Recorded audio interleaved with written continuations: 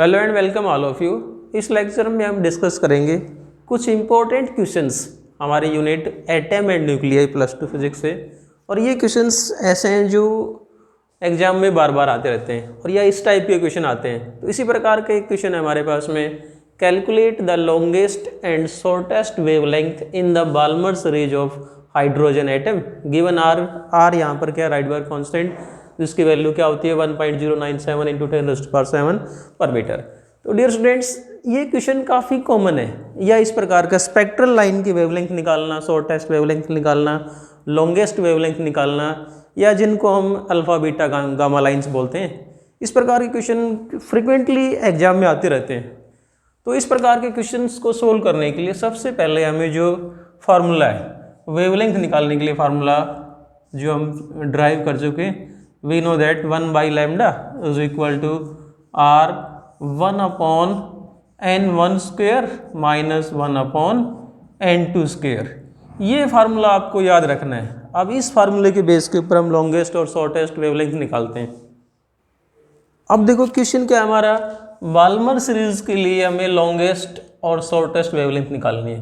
तो इस फार्मूले के बेस के ऊपर यदि हम एक्सप्लेन करें कि हमें बाल्मर सीरीज कब मिलती है, तो डियर स्टूडेंट्स बाल्मर सीरीज के लिए जो कंडीशन है वो क्या है कि n1 की वैल्यू क्या होनी चाहिए, n1 must be equal to 2 और n2 की वैल्यू 3, 4, 5 एंड सो ऑन, कुछ भी हो सकती है। मतलब जो इलेक्ट्रॉन कौन से ऑर्बिट से कौन से में जंप करेगा, सेकेंड ऑर्बिट में किसी भी हायर ऑर्बिट से जंप करके यदि इलेक्ट्रॉन सेकेंड ऑर्बिट में आता है तो n1 यहाँ पर क्या है लोअर ऑर्बिट। बाल्मर सीरीज के लिए n1 की वैल्यू होगी 2, राइट। अब यदि इलेक्ट्रॉन तीसरे से जंप करके दूसरे में आए, चौथे से जंप करके दूसरे में आए, पांचवें से जंप करके दूसरे में आए, तो बाल्मर सीरीज मिलती है। अब आते हैं हमारे क्वेश्चन पे कि लॉन्गेस्ट वेवलेंथ कब मिलती है। आप इस यहाँ से कैलकुलेट कर सकते हो। यदि हम n2 की वैल्यू 3 पुट कर दें और n1 की वैल्यू 2 पुट कर दें तो क्या मिलेगी हमें, लॉन्गेस्ट वेवलेंथ, राइट। सो लॉन्गेस्ट वेवलेंथ कैलकुलेट करते हैं। क्या आएगी लॉन्गेस्ट वेवलेंथ, यहाँ से हम निकालते हैं पहले 1 by lambda is equal to r 1 upon n1, n1 कितना है 2 और 2 का स्क्वायर माइनस 1 अपॉन n2 की वैल्यू लेनी है आपको 3। लॉन्गेस्ट वेवलेंथ के लिए आपको याद रखना है कि तीसरे से जंप करके यदि दूसरे में आए तो लॉन्गेस्ट वेवलेंथ मिलेगी, राइट। अब चौथे से जंप करके आएगा, पांचवें से जंप करके आएगा तो क्या होगा, wavelength will go on decreasing. और मिनिमम वेवलेंथ कब होगी, जब इलेक्ट्रॉन इन्फिनिटी से जंप करके दूसरे में आएगा। मतलब ये कहते हैं कि शॉर्टेस्ट के लिए n2 की वैल्यू क्या होनी चाहिए, इन्फिनिटी। लॉन्गेस्ट के लिए n2 की वैल्यू क्या होनी चाहिए, 2। सो लॉन्गेस्ट वेवलेंथ निकालनी है हमें, 3 का स्क्वायर कर देते हैं यहाँ पर, क्या आएगा, that is 1 by lambda is equal to r 1 upon 4 minus 1 upon 9, right. और इसको सोल्व कर लेते हैं। तो इसको सोल्व करने के लिए r की वैल्यू पुट कर देते हैं।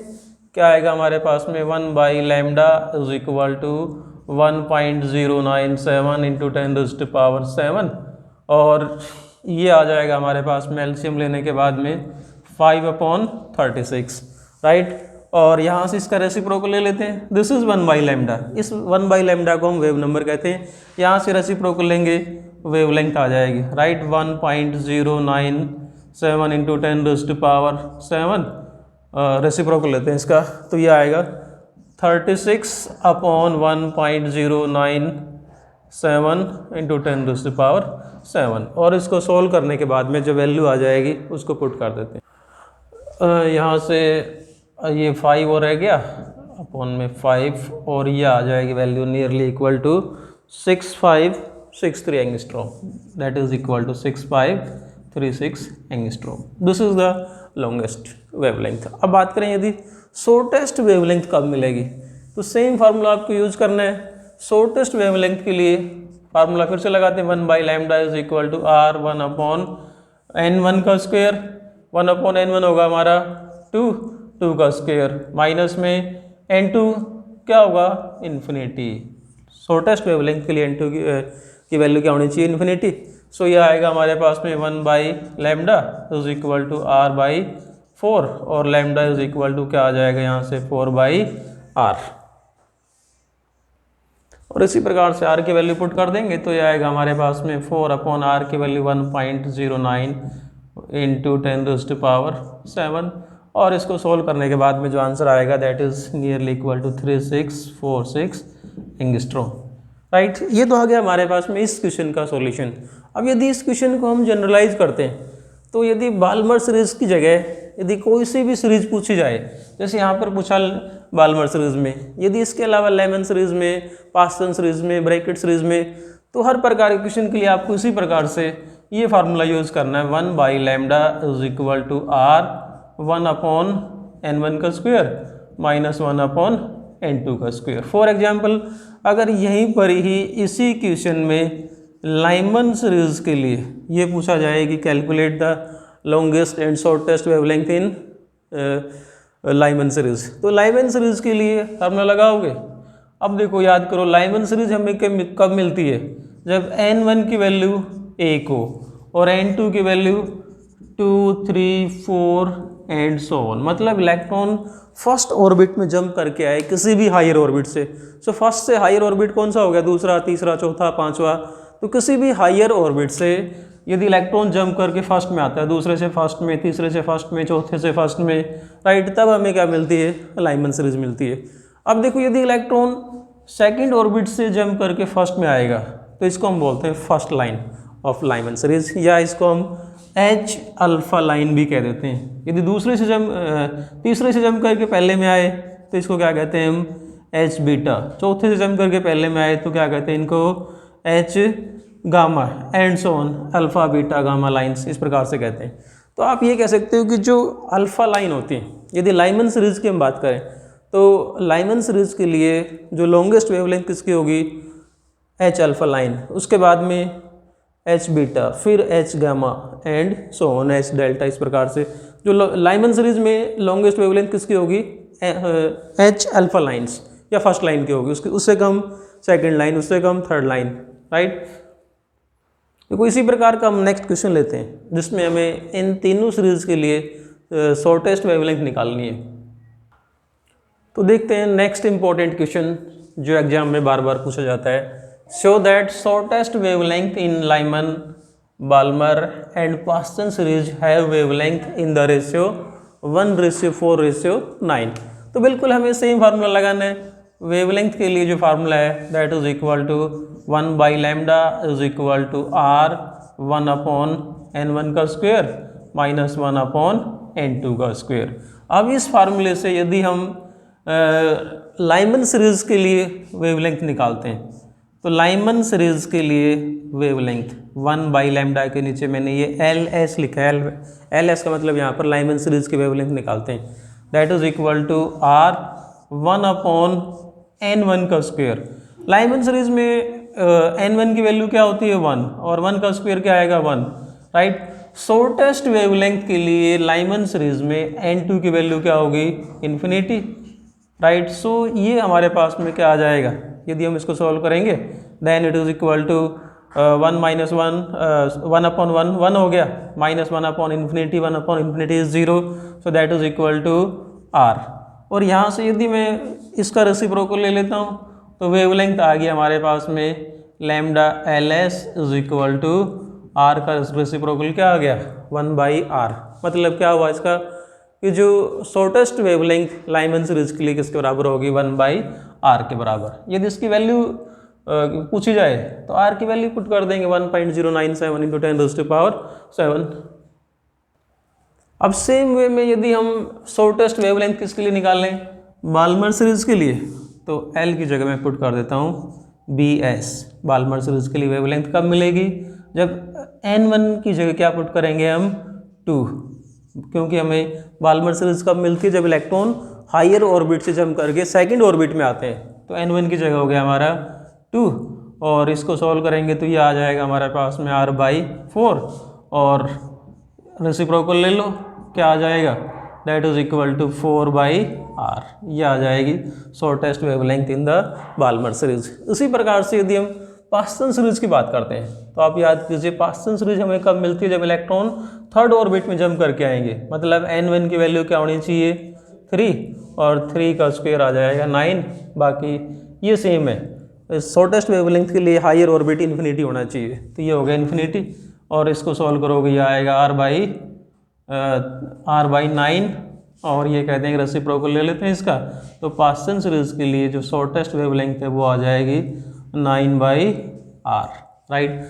अब हमें इनका रेशियो प्रूव करना था, ये किस रेशियो में होंगे। तो देखो यदि हम इन तीनों का रेशियो निकालते हैं यहाँ से, lambda LS ratio lambda BS ratio lambda PS क्या आ जाएगा 1/r ratio 4/r ratio 9/r, और ये r कैंसिल हो गया थ्रू आउट, किस रेशियो में आएगी 1/4/9, और यही हमें प्रूव करना था। नेक्स्ट क्वेश्चन डिस्कस करते हैं। तो देखते हैं next question, name the series of hydrogen spectrum which has least wavelength. कौन सी हाइड्रोजन स्पेक्ट्रम जो हाइड्रोजन सीरीज जो हाइड्रोजन स्पेक्ट्रम के लिए सीरीज है, कौन सी वेवलेंथ की या कौन से स्पेक्ट्रम की वेवलेंथ मिनिमम होती है, हमें ये बताना है। तो देखो पिछले क्वेश्चन में हमने अलग अलग सीरीज के लिए वेवलेंथ निकाल ली। लेमन सीरीज के लिए वेवलेंथ 1/r, बाल्मर के लिए 4/r, पास्टन के लिए 9/r। इसी प्रकार से यदि ब्रैकेट के लिए और फंड सीरीज के लिए निकालेंगे तो क्या आएगी 16/r और 25/r। तो यहाँ से आप देख सकते हैं कि सबसे कम वेवलेंथ किसकी है। सो यहाँ से क्लियर है कि मिनिमम वेवलेंथ किसके लिए होती है, लाइमन सीरीज के लिए, किसके बराबर है 1/r, उसके बाद में 4/r। तो ये यहाँ से क्वेश्चन ये भी बन सकता है इनको कि arrange these wavelength in the increasing order और in the decreasing order, right. तो इंक्रीजिंग ऑर्डर में शुरू करोगे तो ये मिनिमम, उसके बाद में ये, फिर ये, फिर ये और फिर ये, राइट। डिक्रीजिंग ऑर्डर में शुरू करेंगे तो ये वाली आ जाएगी, फिर ये, फिर ये और फिर ये। सो हम ये कहते हैं यहाँ से कि हमारा आंसर क्या होगा, Lyman series have minimum wavelength in the hydrogen spectrum. Next question जो बहुत ही इंपॉर्टेंट है, लगभग हर एग्जाम में आया रहता है, हर प्रकार के कंपटीशन एग्जाम में क्वेश्चन आते हैं इस पे। The ground state energy of hydrogen atom is -13.6 electron volt. What are potential energy and kinetic energy of electron in this state. मतलब ग्राउंड स्टेट में इलेक्ट्रॉन के लिए काइनेटिक एनर्जी और पोटेंशियल एनर्जी निकालनी है हमें, और हमें गिवन क्या है, टोटल एनर्जी। तो डियर स्टूडेंट्स, इस क्वेश्चन को सॉल्व करने से पहले हम इन तीनों के बीच में एक फार्मूला निकालते हैं, उसके बाद में क्वेश्चन का सॉल्यूशन करेंगे। तो उसके बाद में क्वेश्चन का सॉल्यूशन आपके लिए काफ़ी इजी हो जाएगा। देखो हम जो फार्मूला निकालते हैं इनके लिए, टोटल एनर्जी और काइनेटिक एनर्जी, पोटेंशियल एनर्जी के लिए, तो हमारे पास में जो बोहर्स मॉडल का जो फर्स्ट कंसेप्ट है, mv²/r is equal to kZe²/r²। This is the first concept. First concept आपको याद होगा, first postulates of Bohr's model क्या कहता है कि इलेक्ट्रॉन को रिवॉल्व करने के लिए जो सेंट्रीपिटल फोर्स चाहिए वो कौन प्रोवाइड करता है, force of attraction between electron and nucleus, ये कूलम्ब फोर्स है। यदि इसको हम यहाँ से दोनों तरफ 1/2 से मल्टीप्लाई कर देते हैं तो क्या होगा, देखो यहाँ से एक r से r कैंसिल हो जाएगा, तो ये half mv², and we know that this is the formula of kinetic energy. So kinetic energy क्या हो जाएगी यहाँ से, kZe²/2r। This is kinetic energy. अब यदि हम पोटेंशियल एनर्जी निकाल लें तो पोटेंशियल एनर्जी का फार्मूला निकालने के लिए हमें ये पता है कि पोटेंशियल एनर्जी क्या होती है, पोटेंशियल इनटू चार्ज। अब जैसे मान लो कोई भी न्यूक्लियस है, न्यूक्लियस में चार्ज कितना होता है Ze, और ये कोई ऑर्बिट है जिसका रेडियस कितना है r। तो इस ऑर्बिट में यदि हम पोटेंशियल निकालें तो पोटेंशियल कितना होगा, पोटेंशियल का फार्मूला आप याद कीजिए, we know that potential is kq/r। So यहाँ से पोटेंशियल क्या आ जाएगा, q का मतलब हो गया हमारे पास में Ze/r, ये तो हो गया पोटेंशियल। और पोटेंशियल को किससे मल्टीप्लाई कर देते हैं, चार्ज से। We know that work is potential into charge. So ये वर्क किस रूप में होगा, पोटेंशियल एनर्जी के रूप में। तो पोटेंशियल एनर्जी का फार्मूला क्या होता है, पोटेंशियल इनटू चार्ज, और इलेक्ट्रॉन पे चार्ज कितना होगा, -e के बराबर। तो पोटेंशियल एनर्जी कितनी आ जाएगी, -kZe²/r। So we can say that potential energy is equal to, ये देखो यहाँ से kZe²/2r, ये किसके बराबर है, काइनेटिक एनर्जी के बराबर। सो यहाँ से देखो पोटेंशियल एनर्जी कितनी है, -kZe²/r। यदि यहाँ से हम इन दोनों के बीच में रिलेशन निकाल लेते हैं। इन दोनों के बीच में यदि हम रिलेशन निकालें तो kinetic energy is equal to kZe² upon में 2R। ये तो है काइनेटिक एनर्जी kZe² अपॉन में 2R, और पोटेंशियल एनर्जी कितनी है -kZe² अपॉन में R। सो आप देखो यहाँ से ये क्लियर है कि -kZe² अपॉन में R किसके बराबर है, पोटेंशियल एनर्जी के बराबर।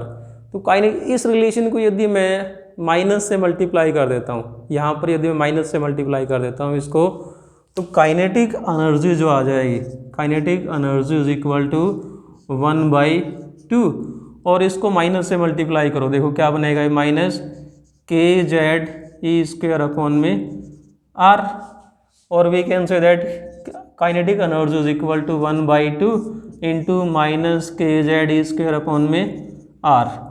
तो -kZe² किसके बराबर है, पोटेंशियल एनर्जी के बराबर। सो यहाँ से हम ये कह सकते हैं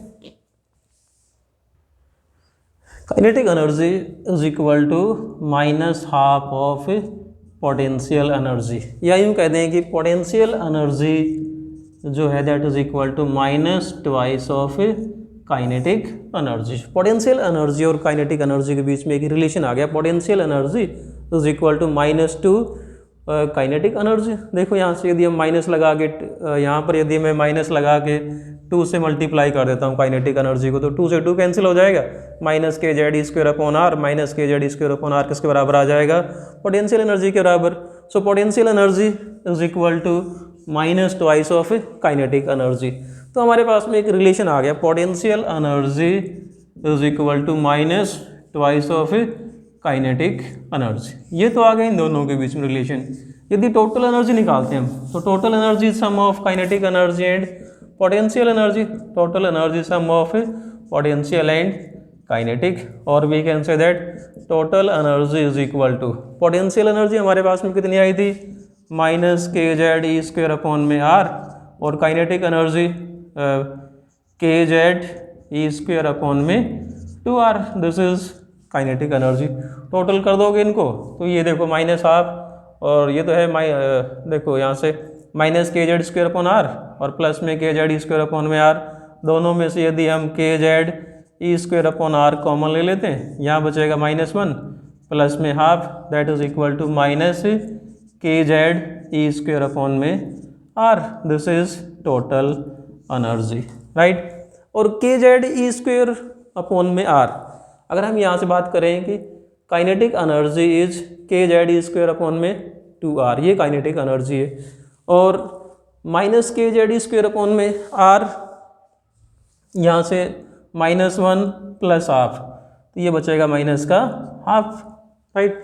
तो total energy is -kZe² upon में 2R, और ये कह दूँ कि यहाँ से -12 इंटू में क्या बचेगा, kZe² अपॉन में R, और इसको हम यूँ भी कह सकते हैं इसको कि that is equal to, minus को बाहर निकाल के 1/2 kZe² अपॉन में R।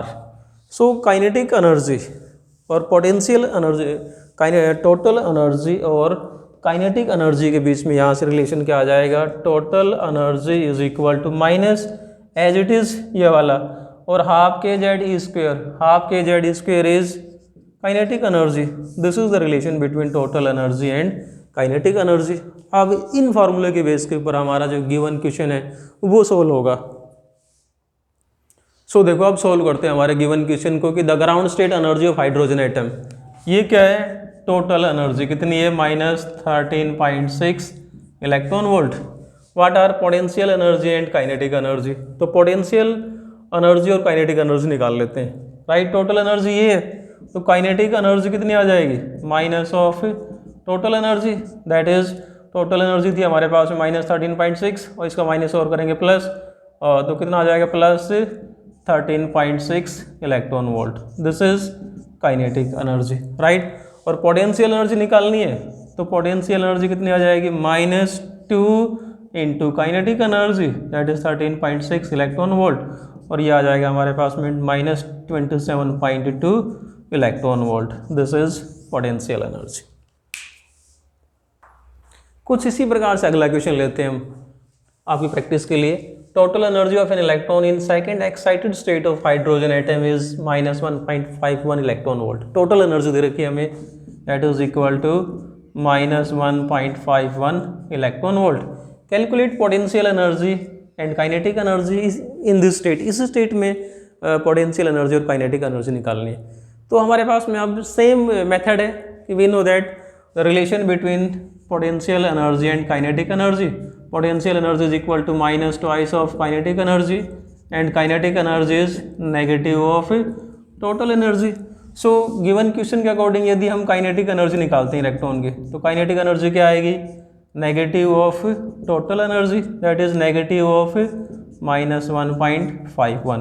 तो kinetic energy कितनी आ जाएगी? That is equal to minus plus 1.51 electron volt. और वैसे भी आप याद रखना काइनेटिक एनर्जी हमेशा पॉजिटिव होती है, पोटेंशियल एनर्जी में भी पॉजिटिव और नेगेटिव। तो ये तो आ जाएगी काइनेटिक एनर्जी। यदि पोटेंशियल एनर्जी निकालोगे तो potential energy is equal to we know that potential energy is minus twice of kinetic energy, that is equal to -2 into 1.51 कितना आ जाएगा? -3.02 electron volt. This is potential energy. तो dear students, इसके अलावा जो बाकी क्वेश्चन है जो एग्जाम में पूछ जाते हैं उनके बारे में हम बात करेंगे नेक्स्ट वीडियो में। Thanks and keep on watching.